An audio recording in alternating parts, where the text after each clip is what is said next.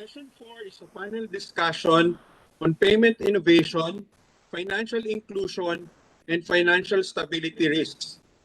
Our session chair is Deputy Governor Chuchi Punasher of the Financial Supervision Sector of the Bangko Sentral ng Pilipinas. Ms. Chuchi G. Punasher is the Deputy Governor of the Financial Supervision Sector, which is mainly responsible for the regulation of banks and other BSP-supervised financial institutions. She joined the BSP in 1984 as a bank examiner and worked her way to become a deputy governor in 2017. Under her direct supervision are 4 subsectors which handle on-site examination and off-site surveillance of BSP-supervised financial institutions, including specialized supervision of specific areas, that is anti-money laundering, trust, financial market operations, and information technology, policy studies, and supervisory data management. DG Chuchi, you have the virtual floor. Okay, thank you, Vic. So, participants, distinguished panelists, and guests of the BSP-RBWC International Research Conference, welcome to this panel session on payment innovation, financial inclusion, and financial stability risks. Thank you for joining us from across the world to this virtual conference. I am Chuchi Punasher from the Bangko Sentral ng Pilipinas. Joining us for this session as panelists are Governor Meidis Muller, Governor of the Central Bank of Estonia, Mr. Mehdi Mana, Chief Executive Officer of BUNA, or the Arab Regional Payment and Clearing Settlement System, Mr. Supnendu Mohanty, Chief FinTech Officer of the Monetary Authority of Singapore, and Mr. Cullen Pu, Executive Director, Financial Infrastructure of the Hong Kong Monetary Authority. I also would like to acknowledge Mr. Mark Uzan, the Executive Director of the Reinventing Bretton Woods Committee. Governor Meidis Muller leads Eesti Pank and is a member of the European Central Bank's Governing Council, the highest decision-making body of the ECB that sets monetary policy for the euro area. Governor Muller became governor of Eesti Pank in June 2019, and prior to holding this position, Governor Muller was deputy governor of Eesti Pank, a portfolio manager for equity investments at International Finance Corporation, or the IFC, an advisor to the executive director of the Nordic Baltic Constituency at the World Bank, and an economic policy advisor to the Prime Minister and the Minister of Finance of the Republic of Estonia. Mr. Mehdi Mana is the CEO of BUNA, or the Arab Regional Payments and Clearing and Settlement Organization. And prior to this appointment, Mr. Mana served as the Deputy Director General of the Market Infrastructure and Payments Directorate General at the European Central Bank. And during his 12-year tenure at the ECB, Mr. Mana held other leadership roles, such as head of the Market Infrastructure Development Division, as well as the Target 2 Securities Program. And prior to his career at the ECB, Mr. Mana held various managerial and advisory positions in the private sector, focusing on payment solutions and financial market infrastructure. Mr. Supnendu Mohanty is the Chief FinTech Officer at the Monetary Authority of Singapore. He joined MAS in August 2015 and is responsible for creating development strategies, public infrastructure, and regulatory policies around technology innovation. Before joining MAS, Mr. Mohanty spent more than 20 years in various leadership roles in technology, finance, and innovation, with most of his career with Citigroup. He is a member of multiple advisory committees of multilateral global agencies, associations, universities, and governments.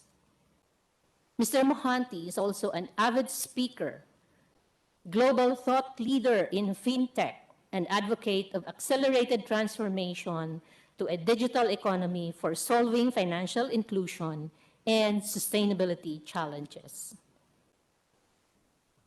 Mr. Colin Pu holds a Bachelor of Social Sciences degree in economics from the Chinese University of Hong Kong.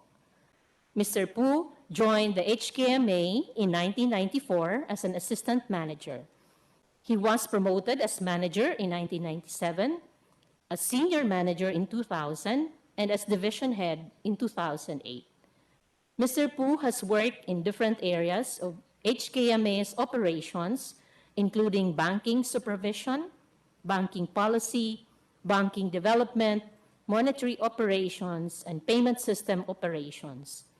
He was seconded to the Hong Kong Mortgage Corporation Limited during 2015 to 2018 to oversee HKMC's general insurance business before taking up his present position in 2018.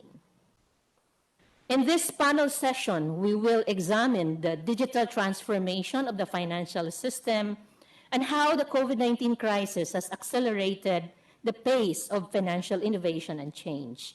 The health crisis has hastened the growth of contactless payments, digital banking, and e-commerce in the financial sector due to the shift in consumer preference towards digital payments and mobility restrictions. Digital innovation has played an important role in ensuring continuity of financial services at the height of the pandemic. And these developments pose higher expectations and increased responsibilities on the part of financial supervisors. The safety and soundness of the financial system remains of utmost importance for supervisors. But supervisory tools, methods, and the scope of supervision need to be broadened and deepened. Digital innovations adopted by large FinTechs and BigTechs are disrupting the traditional financial ecosystem by unbundling financial services. And these players are introducing pioneer innovative financial services and products and integrated business models in the digital finance space. More than that, these entities are capturing enormous personal data that could be used for credit scoring, but also gives rise to issues on the ethical use of data and privacy laws. These developments add another layer of complexity for financial supervisors in the management of financial stability risks. So with these thoughts in mind, let me start the conversation by asking Governor Maydis Muller this question. The financial service sector is rapidly evolving in view of fast-changing technology, shifting customer preference, and the emergence of new players.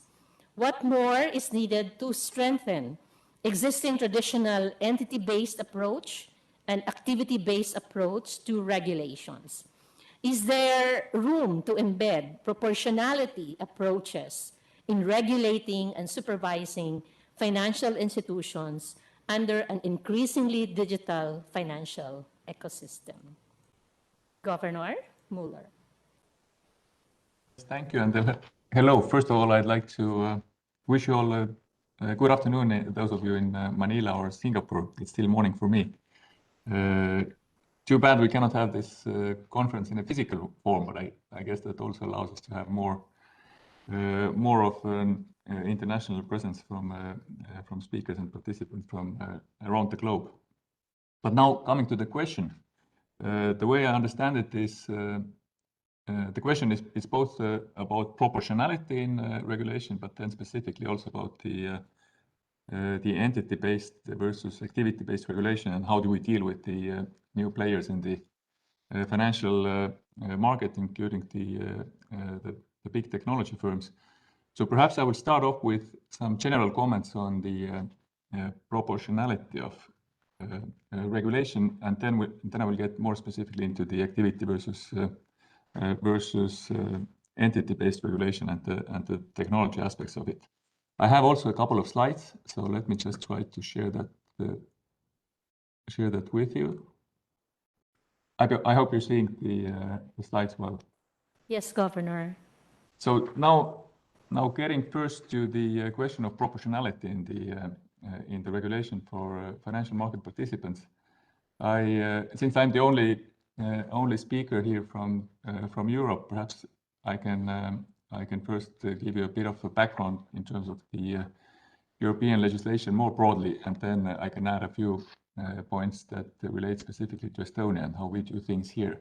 But starting from the European perspective, then the treaty on the European Union, that of course goes much further than just the issues for the financial sector. But already in the treaty, there's a principle of proportionality clearly spelled out. The European Union action should not exceed what is necessary to achieve the objective of the treaties under the principle of proportionality that also applies to all areas of policy, including financial regulation. Now coming to the financial sector, we have the capital requirements regulation in Europe that applies to all member states of the European Union, and there as well the principle of proportionality is clearly spelled out. The rules have to be applied proportionally to different market participants, given the diversity in size and scale of their operations. And now, more specifically, when it comes to supervision, we have what we call in the euro area the single supervisory mechanism, which means that the banking supervision effectively is a single mechanism for the 19 member countries of the euro area, and the regulation there also spells out the need for the ECB as the supervisor to use its powers also in a proportionate way. Coming specifically now to banking supervision, we know already that the Basel Accords have introduced the role of systemically important institutions both at the global level, but also laid the groundwork for the countries to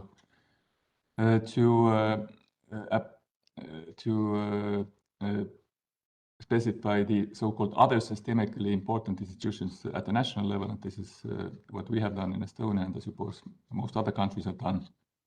And then also when it comes to technical standards and guidelines, that is in Europe then specified at the EBA, which is the European Banking Authority level, through their standards.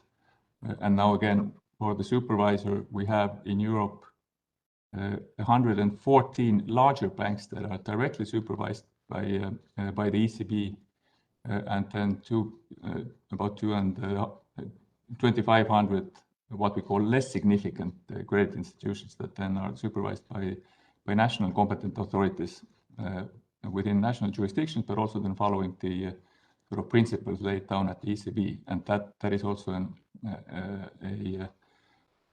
example of applying proportionality and treating the larger significant banks differently. And in addition, when it comes to the need to be proportional in your regulation and supervision, then there are some national considerations. For example, in Estonia, and now I'm speaking also of payments, we have the regulation according to which then we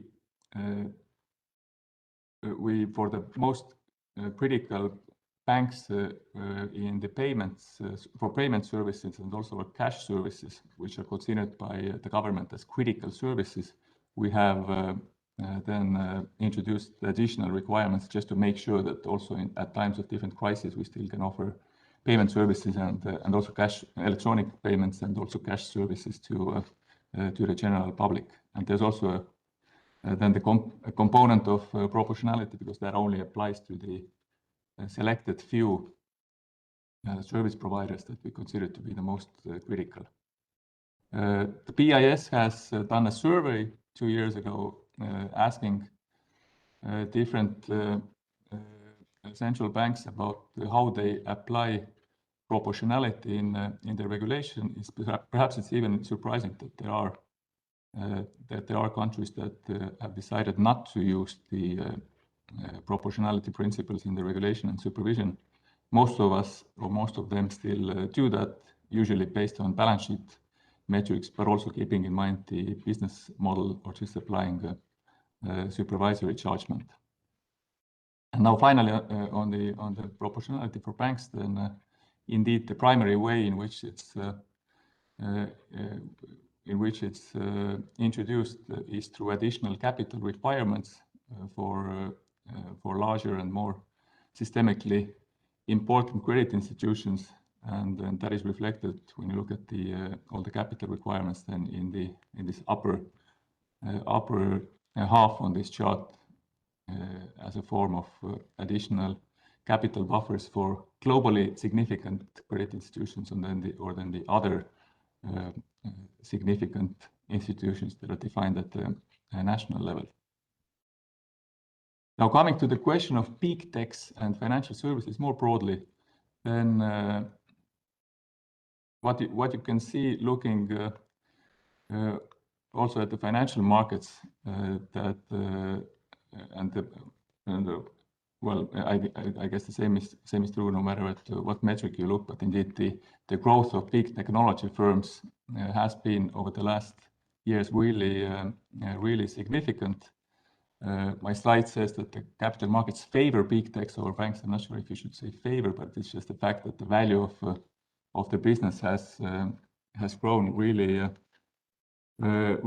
significantly. This does not seem to be the case for traditional banks. The valuation really has been stagnant now for some time. If you don't look at the fluctuations we have had during the crisis, or of course the prices did drop last spring, but really it haven't recovered for the traditional financial companies, but clearly have rallied for the big technology firms. It's perhaps not obvious that you should do such comparisons in the first place, since the number of services that the financial firms are offering is not comparable to the big technology firms, for whom the financial services may only be a very small part of their business. But nevertheless, we should, of course, take it seriously, because the big techs can benefit from significant network effects when getting into new services, including financial services, and they can overcome limits to scale by utilizing user data from their existing business, and ramp up quickly also the new services that they are offering, including in their financial services. We know that big technology firms also have acquired licenses to provide certain financial services in different countries, most commonly for payment services, or then they are offering their financial services in cooperation with other market participants that already have been licensed in a particular jurisdiction. So coming to the question of whether we should use activity-based or entity-based regulation, then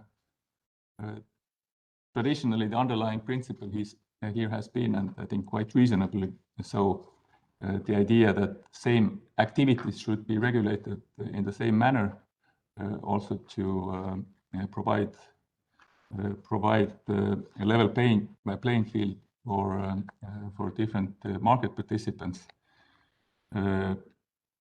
We know that banks are subject to very tight regulations that have been tightened over time, and now the big technology firms, if they apply for a banking license, of course they have to be able to follow the same regulations. But in some way, the complexity of the big techs,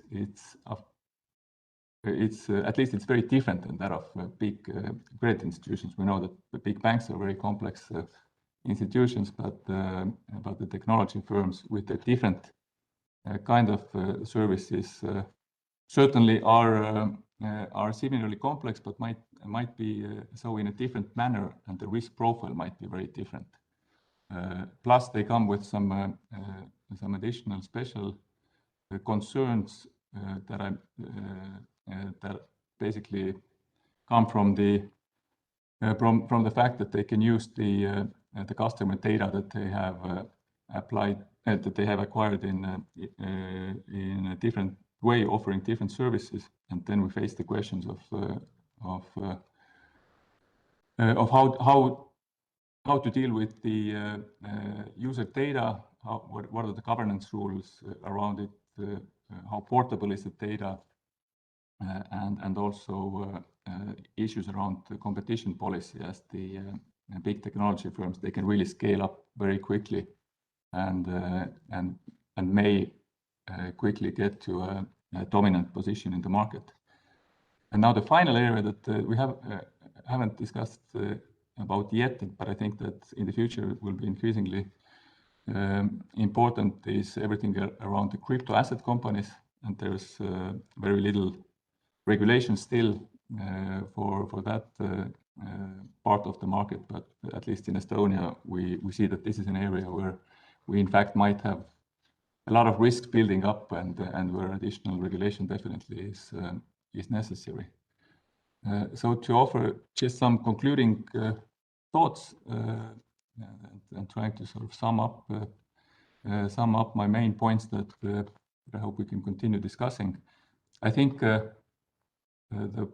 proportionality principle, of course, that needs to remain valid both for activity-based and entity-based regulation, and it doesn't need to be changed also in the increasingly digital financial market that we are currently seeing. I think activity-based regulation is the right starting point just to ensure a level playing field for market participants, and there certainly are areas in regulation where the activity-based regulation makes most sense, and that relates to, in particular, to consumer protection, also the anti-money laundering or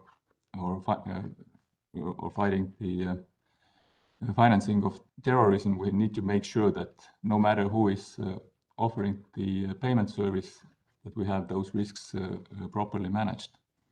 But then on the other hand, given the growing role of the large technology firms and their entrance to the financial services market, they do come with some special characteristics where entity-based regulation also might be preferable, and that applies to operational resilience.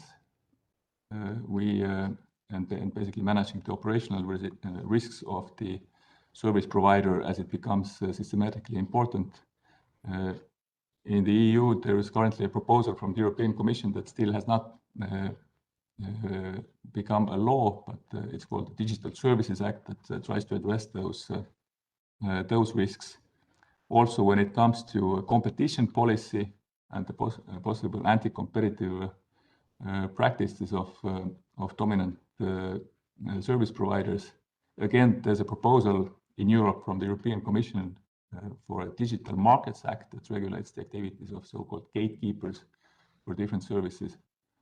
And then finally, I mentioned there are the particular challenges that we have for regulating crypto asset companies, where regulation still is very light.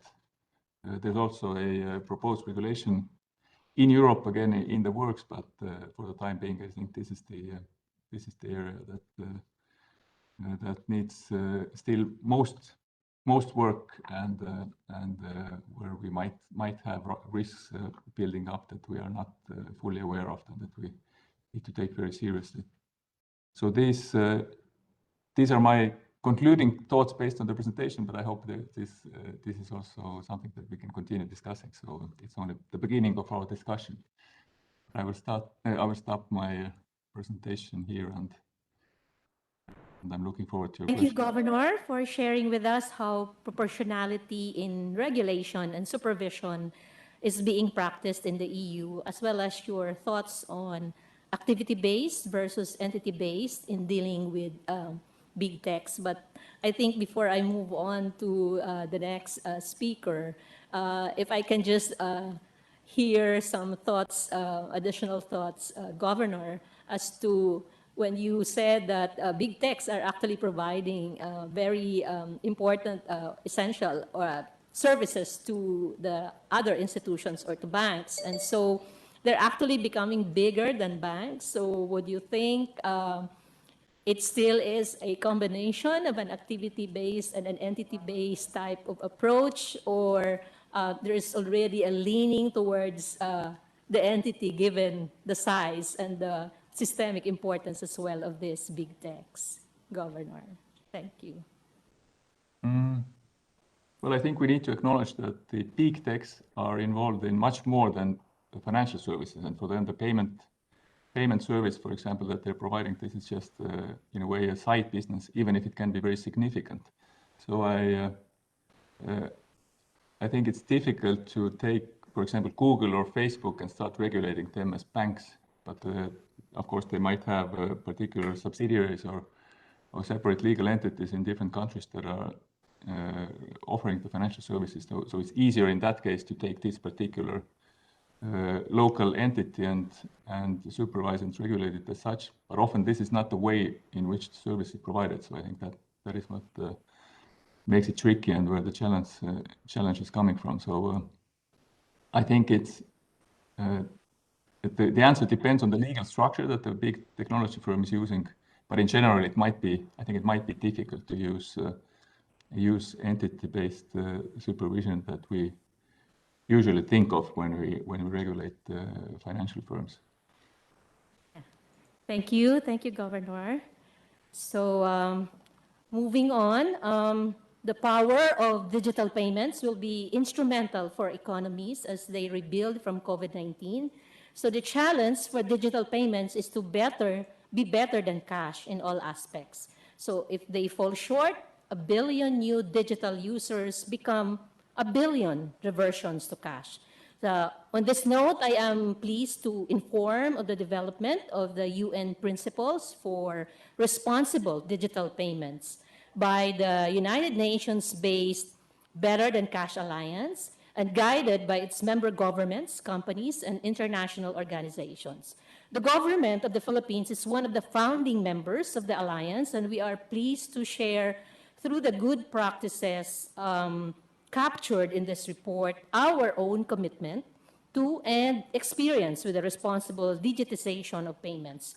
So the UN Principles for Responsible Digital Payments is comprised of 9 overarching principles which serve as a practical guide for governments, companies, and international organizations embracing responsible digital payments in their journey to building trust, mitigating risks, and driving inclusive economies. These principles include, first is treat users fairly. Second, ensure funds are protected and accessible.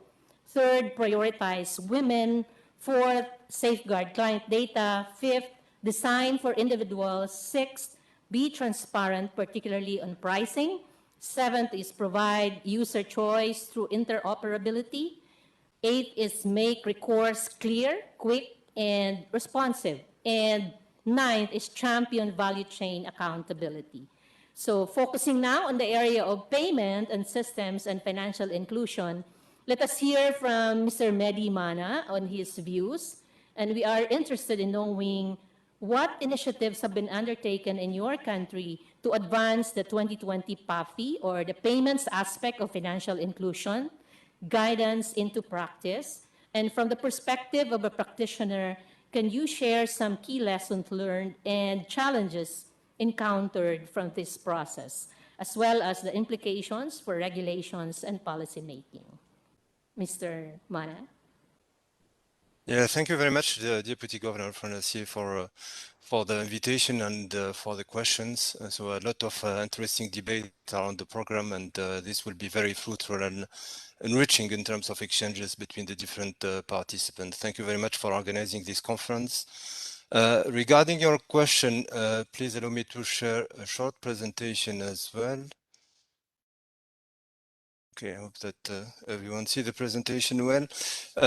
So indeed, payment systems are key to support the economy in general, and also to further support the financial inclusion in particular.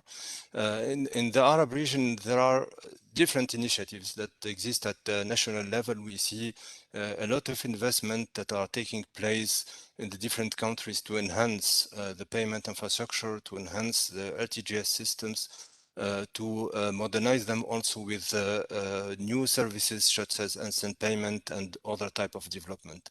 But today I would like to share with you a particular initiative, which is the one that I'm leading about the Bruner payment system that is there aiming in particular really to bring this dimension of regional integration between the different economies, and also to support the financial inclusion in the different countries. What is Bruner? As I said, Bruner is a payment system that is being operated by a supranational organization.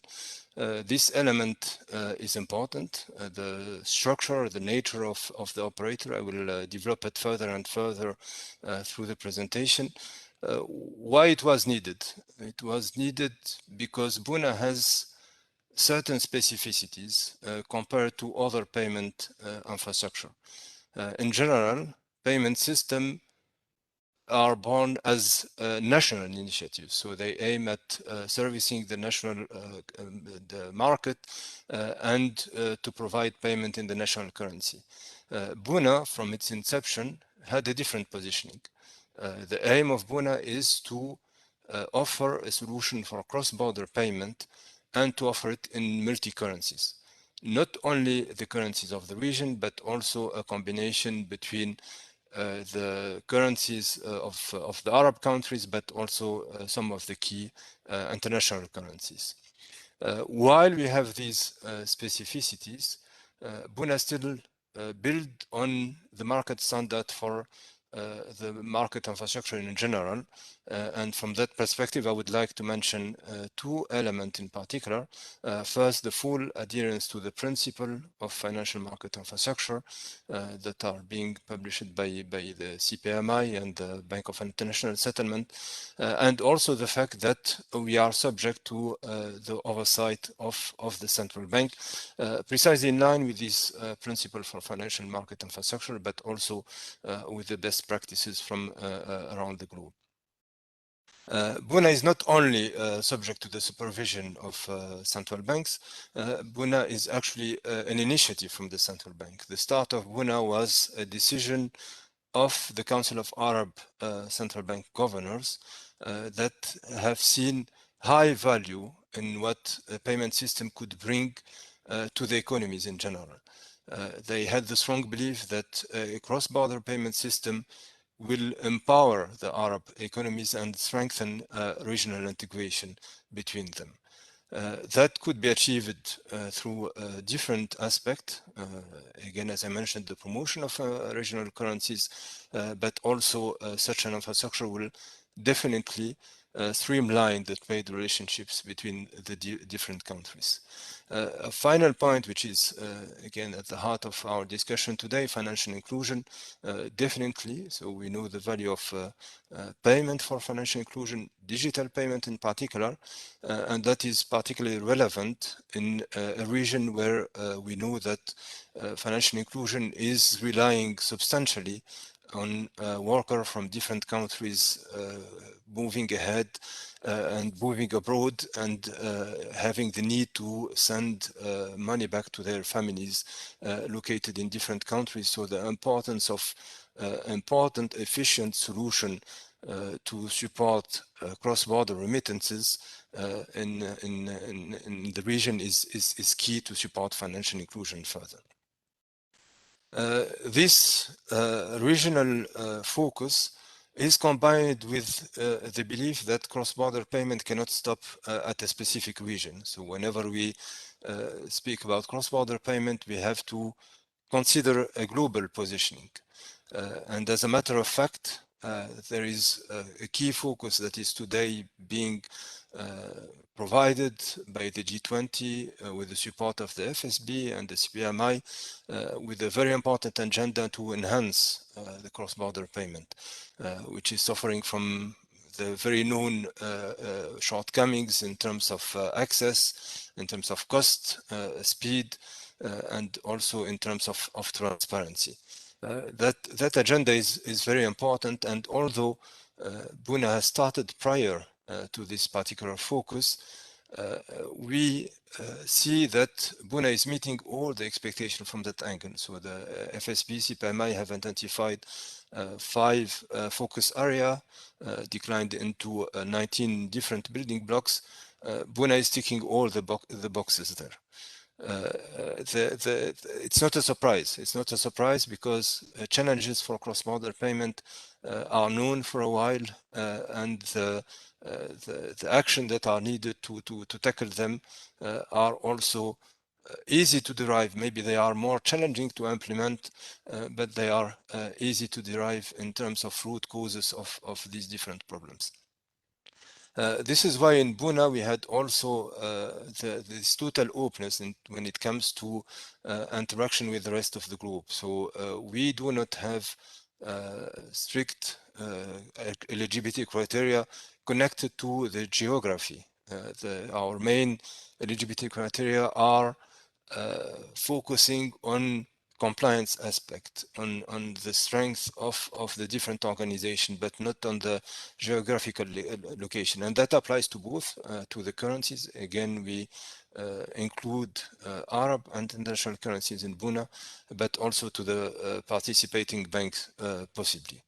That has in particular the aim of strengthening further the relationship with the main partners, the trade partners in particular, but not only, and that could be further supported with the famous interoperability between different financial market infrastructure. For us, this is a very instrumental element to achieve our goal. We are discussing interoperability with different operator of payment systems from all around the group, from Asia in particular. So recently we hosted the workshop where participants from China, from India and from Pakistan have shared the same belief in the value of interoperability between their payment system and Bruner. And why not tomorrow having the same discussion also with Philippines, with Hong Kong, and with Singapore as well, just to cover the hosts that are part of the same panel today. Another element that you mentioned in your question, which is key here as well, is the contribution of payment system to the global economic recovery, especially in the post-COVID situation. And as a matter of fact, I joined Bruner shortly before the start of the pandemic, and a few weeks later I have been facing the question whether Bruner is still a priority. And the response was easy to provide, more than ever. If Bruner was needed prior to the pandemic, it's even more needed today because these type of solutions are key to support the economic recovery within the country, within the region, but also in joint effort with our partners. To deliver these type of initiatives, as I mentioned, we have to be ambitious because the challenges are sizable. And we need to be open. In Bruner, we have ambition in terms of network of banks, in terms of eligibility of currency, but also in terms of product roadmap. So we aim at delivering very efficient solutions for payment, soon for instant payment as well. And we plan to continuing extending and servicing our participant with solution for security settlement and other possible use cases. But the key word is security. It's important to offer these solutions in a safe and fully controlled manner. In Bruner, we aimed at eliminating different forms of risk. First, starting by the liquidity risk. So the model on which Bruner is based is fully pre-funded. We also constructed the model in a way that eliminates the exchange risk from the system itself, despite the fact that we are operating into a multi-currency environment. All that with the aim of ensuring real-time and immediate finality for all the transfer that we settle. And the key, very important area where we had to also give a particular focus is when it comes to compliance and all the anti-money laundering and counter-financing of terrorism aspect. In Bruner, while generally is not the practice for the payment system to embed these controls in the market infrastructure, we made the opposite choice. We made the opposite choice, again, because of our positioning, anti-multi-jurisdiction environment. We felt that it was key to make sure that the platform itself is providing the level of trust also in these aspects. This is a particular innovative aspect, and I think it's one of the lessons learned for similar initiatives, that a particular attention should be given to compliance. But this innovation does not stop there. So as I mentioned, we are also innovative in our services with the coverage of different payment instruments, and we are similarly innovative in terms of technology that we aim at keeping always up to date with the best practice. The important message, of course, as I said, we remain humble, and again, the challenges are, some of them we tackled them, some others are still ahead of us, but we are delivering. The platform has been up and running since last year, February last year. Our strategy was focused on 3 steps for the go live of Bruner. First the platform, then the currency, and then the participant. On the currency side, we have already included 6 currencies, 4 Arab currencies, the Emirati dirham, the Egyptian pound, Saudi riyal, and the Jordanian dinar. But also, as I mentioned, it was part of our key goal, 2 international currencies, the US dollar and the euro. We are also delivering the network that is important to be successful in these initiatives. In terms of participation, we have already more than 40 banks that have signed the participation agreement out of more than 110 that are in different stages of the onboarding process. What are the key lessons learned that we can share with the audience and with the participants to this conference? They come, all of them, more or less to the same conclusion, that the support of the authorities and of the central banks in particular is key for similar initiatives. Bruner is a cross-border payment initiatives, and each of these words come with its own challenge.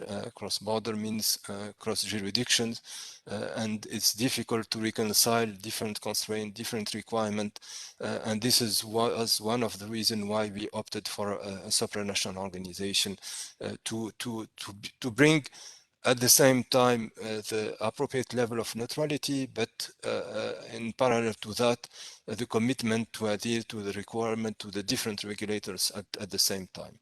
A second challenge comes from the nature of our business as well, payment. It's an industry of network, so the network is key. When we speak to the banks to motivate them to onboard to Bruner, their first question is, which other bank is already there? You can create whatever incentive for the banks to join, but it remains the key element for them, who else is already there. And if each and every bank is asking the same question, we are in a situation where none of them could potentially take the risk of being the first mover. That can only be unlocked with a collective mood, and such a collective move can happen only with the support of the authorities and of the central banks in particular. Finally, this type of initiative is a transformation. It's a disruption of the existing status quo, which will, as any substantial change, face obstacles, face resistance. And to overcome this resistance, you need ambassadors, you need change ambassadors. And here again, what better than the authorities and the central banks in particular? And this is why some of the central banks are taking the lead by acting as a participant themselves in Bruner, in addition to providing their currencies for the settlement of their own community. That's the end of my presentation, and I hope that we'll further develop some of these aspects throughout the session today. Okay, thank you, Mr. Mana. Indeed, that's a very strong message you've delivered about interoperability, regardless of geographic location you mentioned. So the openness to really collaborate with other financial market infrastructure. So would you think what's a critical requirement for Bruner to be engaging, let's say, a particular FMI before the talks can be started? Is there some kind of a very first step that that jurisdiction would need to do as far as FMI is concerned? To initiate the discussion, we are definitely open to discuss with all possible partners. But your question is important. There are, in my view, three important factors that would make it possible or not to achieve a concrete result. The first one is the use of a business case, not necessarily for the market infrastructure, but for their participant. So we act in order to bring value to our network, and similar interests should exist on the other side. So in particular, if we focus on what is called corridors of payment, we know that some corridors are more active and more sizable than others. I mentioned the example of the Arab region with Philippines, so we know that it's an important corridor for remittance, for example, and this is why we will be very happy to open such a discussion with yourself, obviously. Again, we believe strongly that this type of efficient solution will also support strongly the financial inclusion on both sides.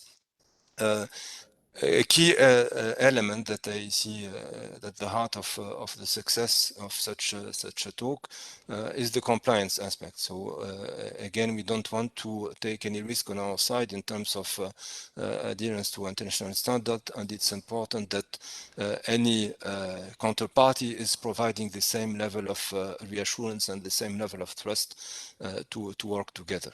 And finally, an important element that I see as an enabler is the use of standard. The relying on standard in terms of connectivity, in terms of messaging, is not a strict requirement, but it's certainly something that will facilitate substantially the achievement of such interoperability.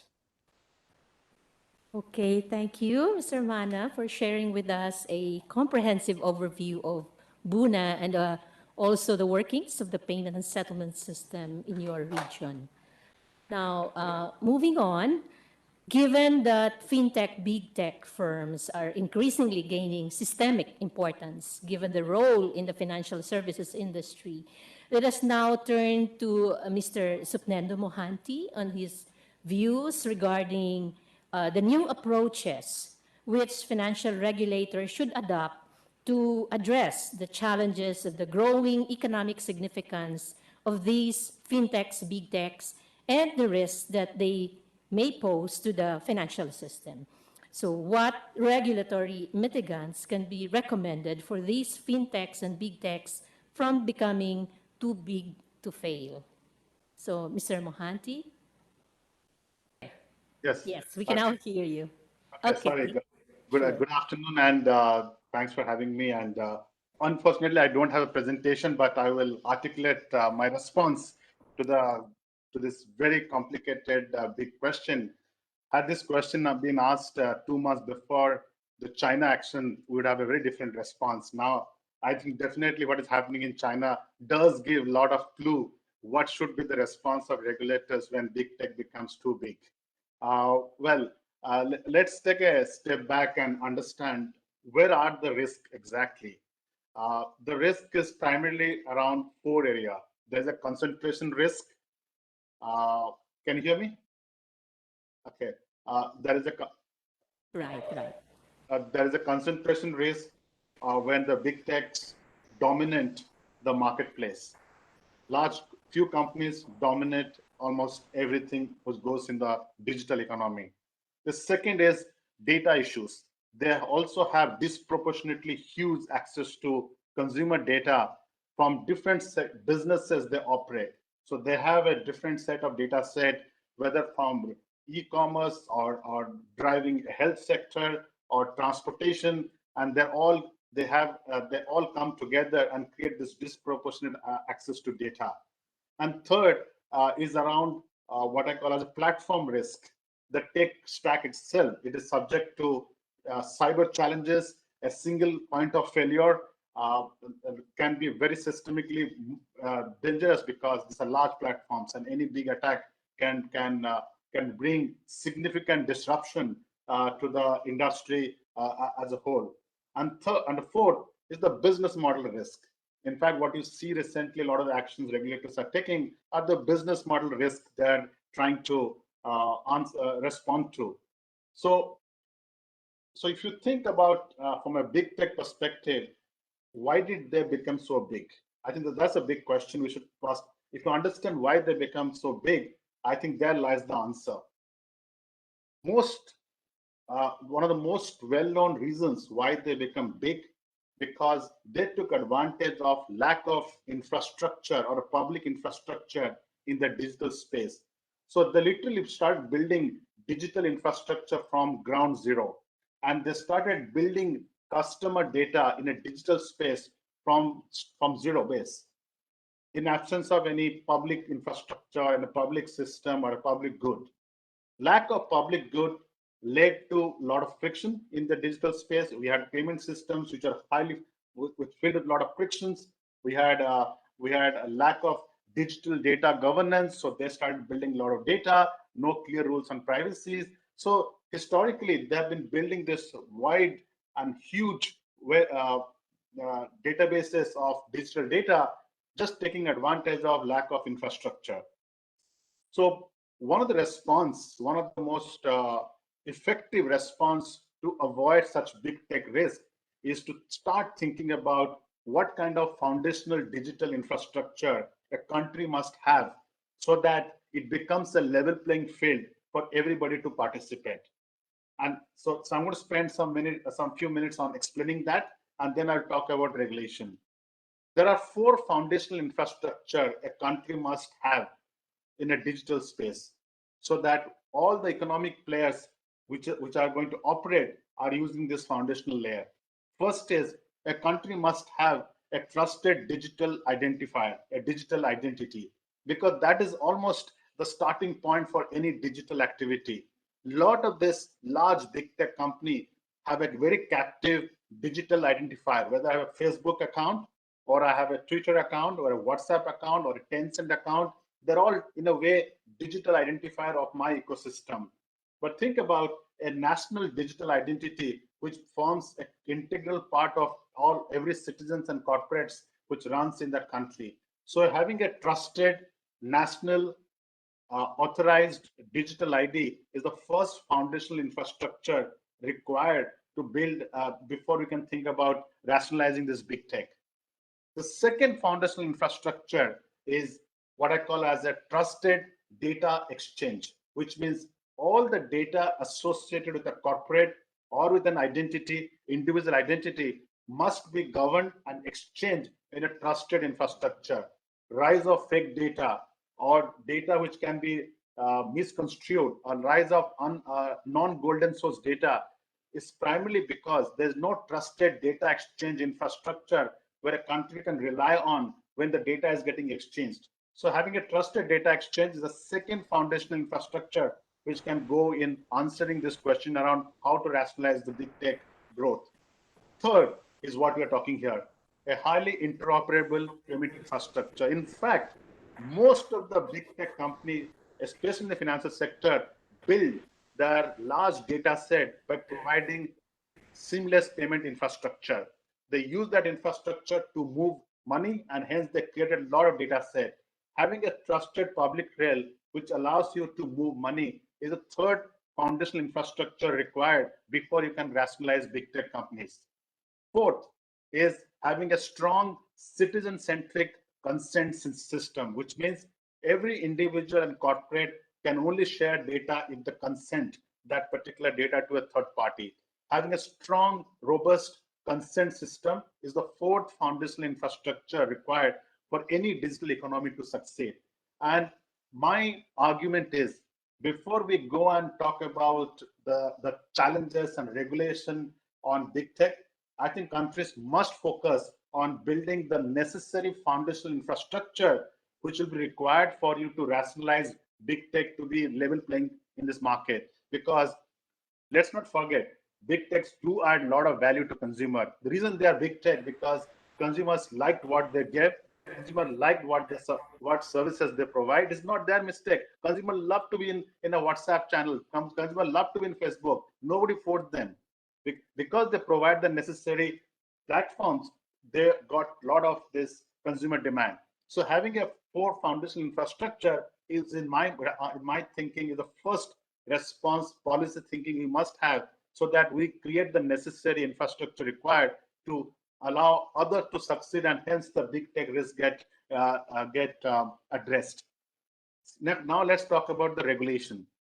Now, we can always refer to what is happening in China, but I think broadly in the financial sector, what we are seeing is that the activity-based regulation is started addressing some of the regulatory response which can now govern a lot of the financial activity these big tech are doing, and hence they get captured in the activity-based regulation so that they have to comply to the regulators' requirement. So having this range of new activity-based regulation where you can regulate certain activity, and if the platform so happens to do that particular activity, they must respond. They must be covered under the regulatory ambit of the country. Second is the increasing focus on liquidity and capital expectation from this big tech, and that's, you see some of the what coming out of China. We can see how the large big tech company are now asked to think about capital and the liquidity side. In fact, if you look at the business model regulation from PBOC, is a great example of what they have thought through. Is that now this company cannot just be a pass-through engine to take to originate loan and pass the balance sheet risk to the banks. Now they have to put certain money, I think 30%, as part of the requirement, so that the risk is properly shared and there's a more thoughtful way of lending. Another example of how is there a play to build a public utility for credit decisioning, because you don't want a disproportionate risk being carried by a large entity when it comes to credit disbursement. So is there a need for a national infrastructure for credit decisioning, a credit bureau, quote unquote, where the credit data being shared by different big tech, so that there is some sanity to those decisions being made. So what you see, a combination of regulatory practices through activity-based regulation, intervention in terms of mandating certain rules which banks have been subjected to, and of course the argument is how do you tackle these business models much more thoughtfully. And just to round off, I think there's also a focus on, especially on the cyber regulator and the data regulator, and also the privacy regulator to again impose the necessary requirement this big techs must comply to, so that they become as at least they become equivalent to the banks, how they get regulated for this similar requirement. So again, so just to quickly sum up, two things: build your foundational infrastructure right, put the necessary regulatory practices in act. Bringing it together is the answer to rationalize the rise of big tech and the risk they bring, and hence It will open up more competition, level playing field, and a better protection for consumers. Thank you, Mr. Mohanty. That's really a very powerful presentation that you have made.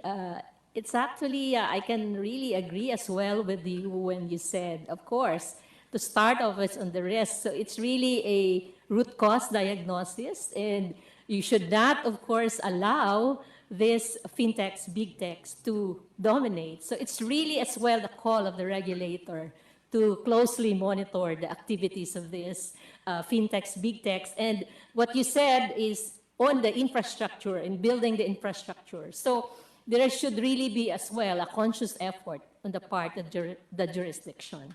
So thank you for that, Mr. Mohanty.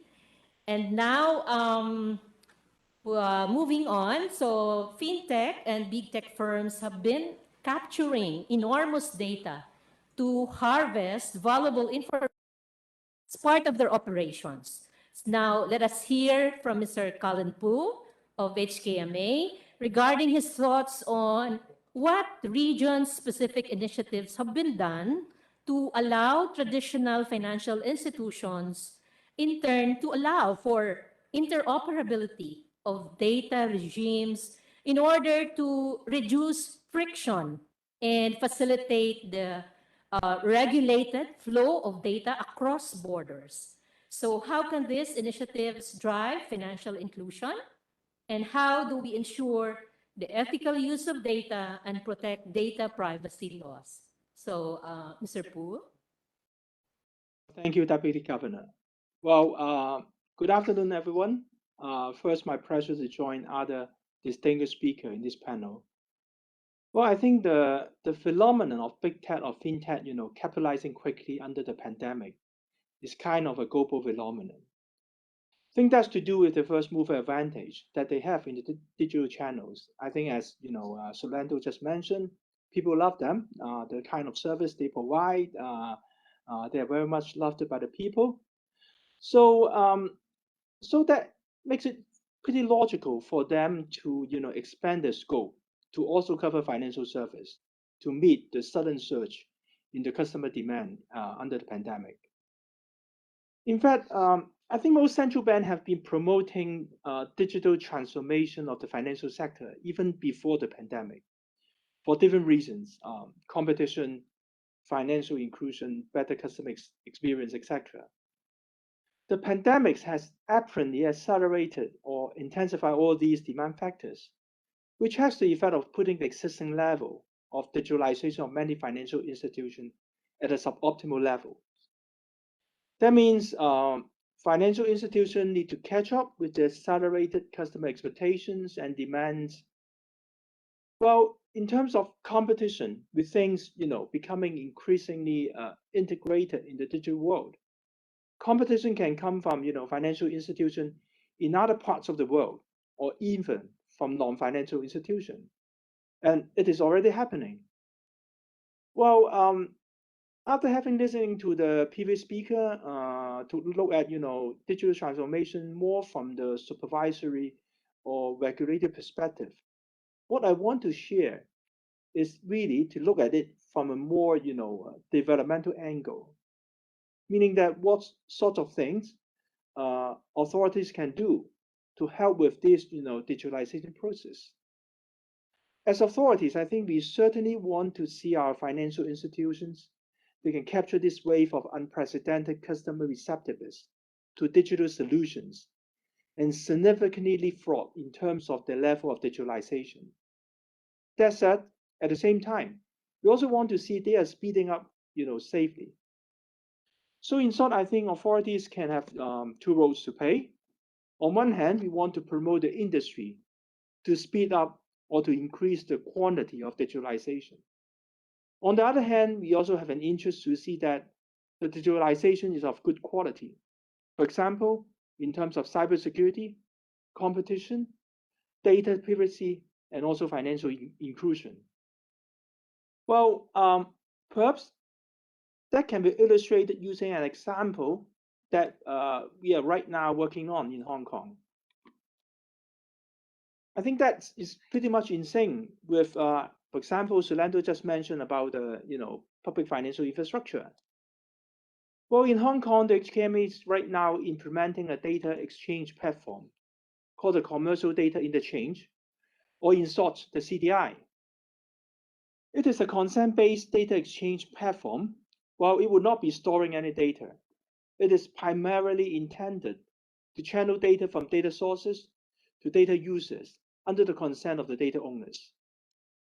For example, an SME as data owner may give consent to the custom declaration platform as data source to provide the SME's trade data at the platform to a bank as data user to support the loan application of the SME. Well, I mentioned SME in this example because the CDI is intended to cover only corporate data, and we would not be covering any data of private individuals.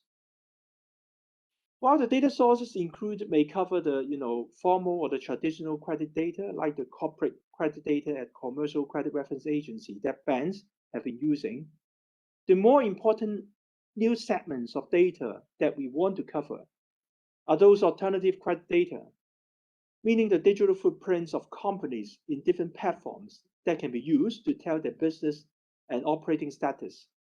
For example, e-commerce platform, telecommunication companies, payment platforms, etc. We believe that the CDI would be particularly helpful to facilitate access to credit by SMEs. As a matter of fact, in the course of our proof of concept study, some SMEs have been successful in obtaining credit from banks based on such alternative credit data, and without the need for any collateral.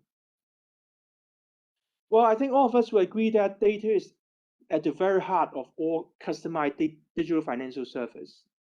We hope our direct involvement in providing the CDI can expedite the whole process.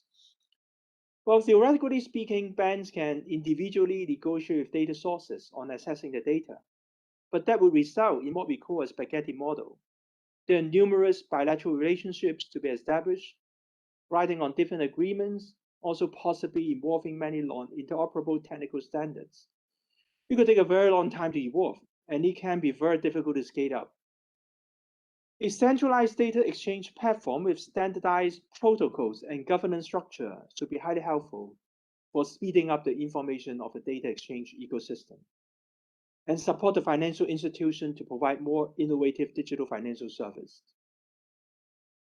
Not only would it help with the speed, it would also be helpful to ensure the quality of the overall digitalization process. In designing the technical and governance protocol for the platform, due regard would also be given to safeguarding, for example, cybersecurity, upholding fair competition and access to data, and very importantly, preserving data privacy. Though, as I've just mentioned, the data cover at this stage would only be confining to corporate data. I think that CDI is an example on how authority can assist in speeding up the digitalization process of the industry, and at the same time, help achieving other important policy objectives. I noted that the questions also touch on data sharing in the cross-border context. I think having in place a local data exchange platform would be a technical prerequisite for exploring cross-border data sharing. But I guess the challenges in cross-border context are more to do with legal and regulatory constraints. In terms of design, technology is always relatively flexible, and we can certainly make it, forward compatible with, for example, connecting with, platform elsewhere.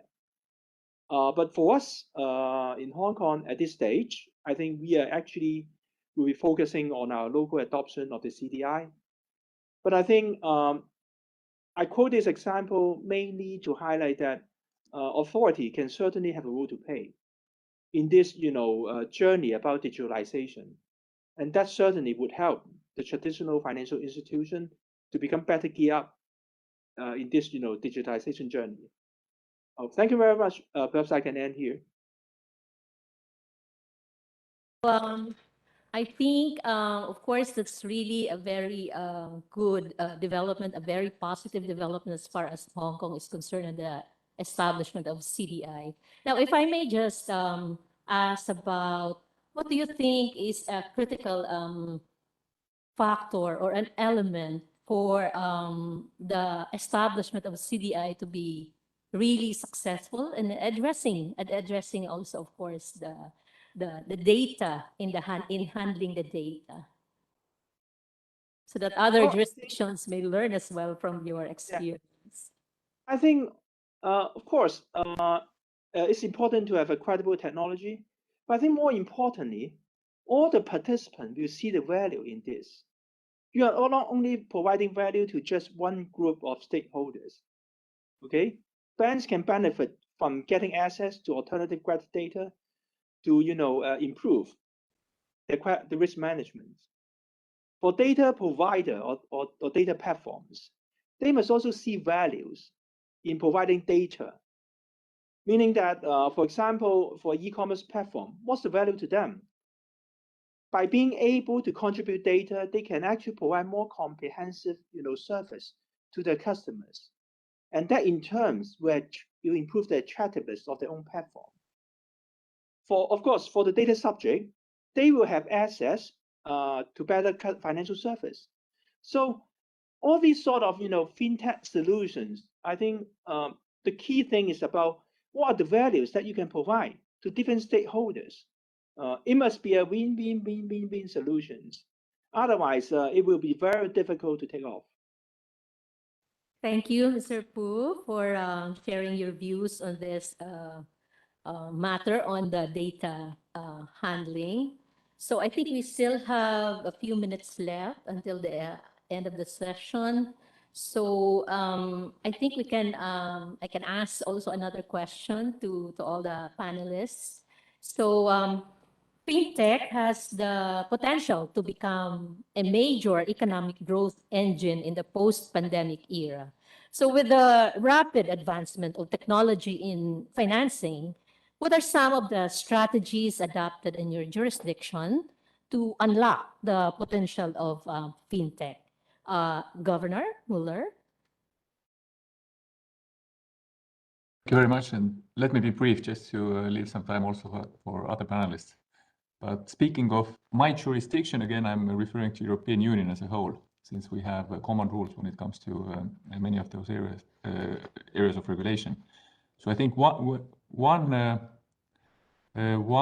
strategy that really is helping to unlock, I think, the potential of FinTech and lead to more innovative payment services is what we call the Payment Services Directive in the European Union that was introduced in 2018 and that led to the so-called open banking, which I think is a term not used only in Europe but also more globally. And basically, what it means that banks now are required to open up their business and provide access to licensed FinTech firms to the customer's account data via APIs. So it's possible to integrate different services to the services traditionally offered by banks. So you could imagine having FinTech companies that operate as platforms and sort of aggregate services, including also account data from banks and also otherwise. So you could have a commercial bank integrate different financial services, be it wealth management, payments, also with the help of a FinTech service provider, and that would be available to a customer through the website of a bank. So you can log on to a single service and get access to different services provided by your home bank, but also by FinTechs that is working with them. So this is one thing, sort of opening up the banking landscape and doing that by regulation. So looking at statistics has led to at least 500 FinTech firms in Europe already using this opportunity and integrating their services. And the second topic that I would like to just quickly mention relates to Eurosystem's retail payment strategy that we approved just this year. And the idea here is also with the help of FinTechs, but also more generally to make sure that we have retail payments in Europe and in Euro area that really, first of all, are instant payments, so you can instantly transfer money from one account to another. But unlike today, where we have many national systems, the idea is that you should eventually be able to transfer money and make payments both online and also in store or to your friend. Also, when the parties of the receiver and the payer are in different countries, so it should be possible for me in Estonia to instantly transfer money to a merchant in, say, Spain, and we need to have the infrastructure for that.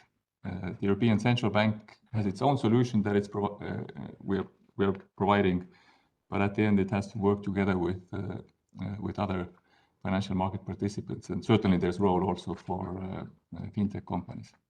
I will stop here. Yeah, thank you, Governor. So it really depends on the specific need, and so the focus should really be there in that particular area. Now, if I can ask Mr. Mana on this particular question, what are your thoughts on this? Thank you very much for the question. Here again, there are different initiatives at national level that are taking place. So the countries in the region are taking different measures to act as a catalyst for further useful initiative from the fintech companies, and that is supported by either action from the regulator or certain aspects that are being introduced in the legislations as well. Our colleagues from the Arab Monetary Funds, because Bruner is a 100% subsidiary of the Arab Monetary Funds, are doing further work of coordination between the different countries there. So they are exchanging informations and results to cross-fertilize the different experiences, and this is providing a lot of initiatives and also and a lot of enhancement and the fintech space in general across the different countries. In the context of Bruner in particular, and this is also connecting to the aim of openness that we had. We are building it and delivering it with the perspective of giving a space to the different type of actors.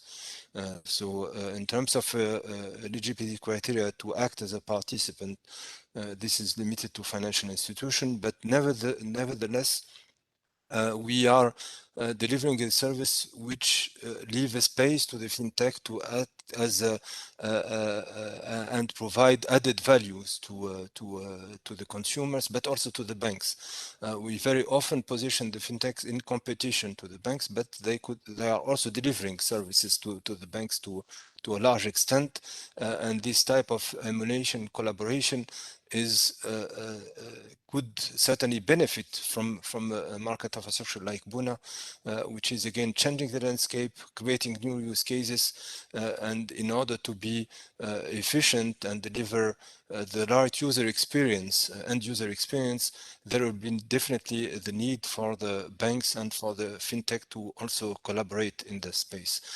So the use of APIs, for example, is very important in this situation, and this is something that we are following in Bruner to provide as many APIs as possible, especially for the instant payment solution that we are deploying these days, to make sure that the fintech could further enrich the proposal of the banks with services that will deliver the right and positive user experience to the consumers and to the citizens.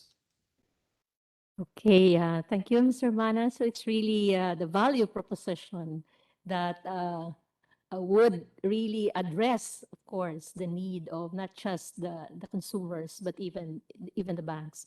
If I can hear from Mr. Mohanty on this. Sure. Let me give you a very pragmatic, practical solution. Answer to your question. You know, and I must thank Philippines to have taken a lead on this with giving the 7 digital bank license. That is a great example of how you can make fintech much more impactful. Let me explain this. And if you think about broader Asian market, if I'm not mistaken, 20 plus new digital bank licenses were issued. Why that is significant? Because the rise of something called rise of B2B fintechs, business to business fintechs.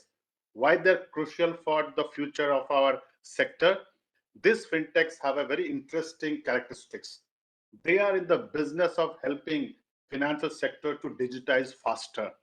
They provide the necessary API solutions to dramatically transform financial sector, financial institutions, back office, middle office, front office services. Now, to give you an evidence of why it is so impactful, I'll take example from Singapore itself. In 2015 or 2014, the total fintech investment in Singapore annually was close to $20 million, largely dominated by B2C fintechs. Fintechs are competing against bank. This year, by 3/4, we are crossing $2 billion investment already. Guess what? Almost significant portion of that investment has gone behind fintechs, which are helping banks to digitize faster. So clearly that is the way. And I think the regulators in Asia in particular, opening up the digital bank licenses, have opened the door to have better collaboration, better opportunities to fintech to play more meaningful role in digitizing end-to-end. Consumer, corporates, small businesses, small FIs, rural FIs. I think that's the answer, that's the future. Thank you, Mr. Mohanty. That's really exciting. Okay. Now, if I can hear the thoughts of Mr. Poo on this matter. Well, thank you, Deputy Governor. Well, promoting fintech development has always been, high on the agenda of the GMA. Well, back in 2017, we actually launched a package called the 7 Smart Banking Initiatives, including introducing our faster payment system, virtual banks, launching open API. Well, in the light of the rapid development in the past 2 years, actually in June this year, we announced another package called the FinTech 2025 strategy. And well, it is kind of a comprehensive, strategy covering on one hand, pushing or promoting demand, and on the other hand, we hope to, provide support for the productive factors to emerge to help with this, or to cope with this, increasing demand. Data I just mentioned about the CDI, it is one of the key initiatives under our strategy. There are others initiated under the strategy. For example, we develop talents. For example, we want to put more resources into researching on central bank digital currencies. We have been working on the wholesale front cross-border, and we also started our work on the retail, Cbdc. And so we're basically right now, so to speak, embark on a second phase. We hope to help our banks to take this, or to capitalize on this quite unprecedented opportunity, triggered, I think, by the pandemic, triggered by the international landscape changing. Hope they can really, speed up in terms of, seizing these, fintech opportunities. Thank you, Mr. Poo. Actually, the CDI will really unlock, of course, huge opportunities, not just for the banks, but even for the other stakeholders, the companies as well, and individuals. So I think we still have a few more minutes. Maybe we can hear something about the Cbdc. I think if I can inquire, what are the latest developments on Cbdc in your jurisdiction, and are there concrete plans for the operationalization of a full-fledged Cbdc, and how are these affecting the future of monetary policy, and maybe the challenges also in seeing in the implementation of the Cbdc? So, and also maybe why some central banks are having a wait and see attitude towards Cbdc. So again, Governor Bruner. Thank you, and I again try to be brief. So I understand that some central banks might still take a wait and see approach, because a lot can go wrong also, first when it comes to technology, and also there are other important aspects around, for example, financial stability that one needs to keep in mind. and it's sometimes good to learn from others' mistakes. But what we are doing in the euro area is that we have run some experiments already, technical experiments, trying to understand if the different technologies would be able to withstand the volume of payments that would be necessary in case we have a retail digital central bank currency. There is an understanding that we need to investigate this further, given the declining role of cash in payments and the need for the central bank also still be able to provide a form of central bank money to people to transact. So what we specifically have done is just recently there was a so-called investigation phase for Cbdc and for the euro area initiated by the ECB. The idea is for this to run for another 24 months. So in 2 years we should have clearer answers to all the practical issues around technology, functionality, also technology-related questions. There are important legal issues, financial stability aspects. So all of that needs to be dealt with. We're still debating whether it should be only retail Cbdc or perhaps also some wholesale functionality. So all of that is still on the table. But we are, I think, more than a couple of years away still from actually introducing something for the euro area. And we need to have a single solution for 19 countries because we all share the currency euro. Thank you. Thank you, Governor. Yeah, there are really many factors to consider before venturing into this, of course. So if I can hear from Mr. Mana on this. Yeah, thank you very much. I share a lot of what has been just said by Governor Muller on the challenges for Cbdc. I think it's not just some of the central bank adopting a wait-and-see model. I think it's almost all of them adopting a wait-and-see model approach. We have indeed the aspect of retail Cbdc, which is very challenging. It opens a lot of questions. And the opposite case of wholesale Cbdc, which is maybe easier to deliver, but also the value added is less obvious because most of the wholesale is anyway digital today. So what will be the value added of Cbdc in that context is not very obvious compared to the cost of delivering it. And this is why I think it's normal that most of the central banks are adopting the wait-and-see model. We hear a lot about the testing experiment of Cbdc, but no real project of delivery. I think that such an initiative will require a very deep organizational transformation within the central bank. So it will require almost a central bank in parallel to what exists in order to be delivered with all the challenges, technical, monetary policy, what are the implications, even statistic services will have to change in that context. And you add the legal aspect to it, you add the risk and the financial stability aspect to it. So it's almost a parallel central bank that has to be built from scratch, not just to run such a Cbdc, but also to deliver it. And I don't think that there are central banks taking that step these days. Yeah, thank you, Mr. Mana. So yeah, again, same, really many factors to consider. Mr. Mohanty, what are your thoughts? Sure, I have a very contrary view. I think we should consider Cbdc seriously. And let me explain to you why. In Singapore, when we upgraded our payment system, our domestic payment system, today in Singapore, we can pay each other zero cost, 3 clicks, and I don't need to know the underlying account complexity. I just need to know the mobile phone number or national ID to send money. And the whole system operates on a public payment rail called Pay Now. The question you're asking ourselves, why should I need a retail Cbdc? If we can pay to each other at zero cost, 3 clicks, and the simplicity of mobile phone number, can anything be better than this? So definitely by logic, it seems we don't need retail Cbdc. But this may not be true for large countries where the infrastructure is quite fragmented and there are many emergencies they have to respond to. And perhaps in that condition, a programmable central bank digital currency may be able to respond better in some particular use cases and scenario. So that's the argument for retail CBDC. Of course, this is a big topic and we have limited time. Let me argue the wholesale CBDC. This is where the central banks have to wake up and do it quickly.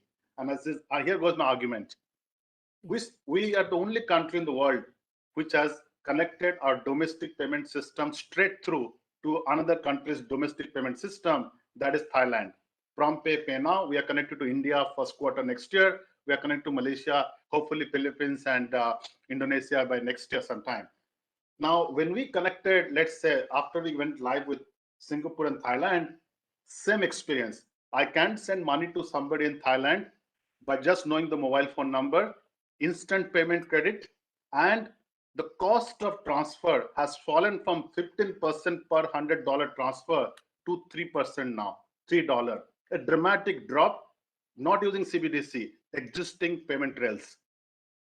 The question is why the $3 still exist. And given you have just launched the responsible payment.org, the question to everybody, can we bring down the $3 to less than $1? And the answer in my mind lies in CBDC, the wholesale CBDC, because it has got three features. There's a smart contract which can automate a lot of clearing. A lot of the expenses is in the clearing process. Can you automate these rules using smart contracts? Can you have a shared ledger to bring down the cost of settlement? Can you make it atomic settlement rather than multiple settlement? These are proven technology already by many central banks, including HKMA, Singapore, and many central banks have already done a lot of experiment. So my argument is that if one area central banks should invest at the time is to solve the cross-border payment and implement the wholesale CBDC to address the clearing and the settlement inefficiency which exists, despite even if you connect the domestic payment system directly. So that's where the opportunity lies, and that's where I think the future lies. Whether you go for the retail or the wholesale. Thank you. And of course, to Mr. Pu, the developments there in Hong Kong on CBDC. Thank you, Deputy Governor. Yes, I think I tend to concur with the speaker that for retail CBDC, it is quite tricky. There are a lot of things to consider, legal, financial stability, monetary stability, you can name it. I think we have already got a good amount of literature on those. But I think in the wholesale space, there appears to be quite a good potential. Since 2019, we have been working with Thailand on a cross-border, CBDC wholesale CBDC model.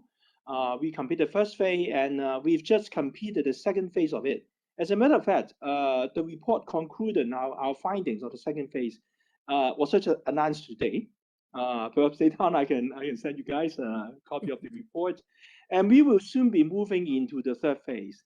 In fact, for our work in the past, couple of years, we already have experience with the mainstream, design of, blockchain, and we hope we can, really go beyond the investigation stage, and hopefully we can move into operation phase of this, CBDC platform. And I think, as you may have heard, we are joined by the People's Bank of China. We are also joined by the Central Bank of UAE, and the BIS Innovation Hub is also rendering support to us. And so we hope we can, really materialize or realize, the objective of really operationalize the platform to, support, genuine transfer of values.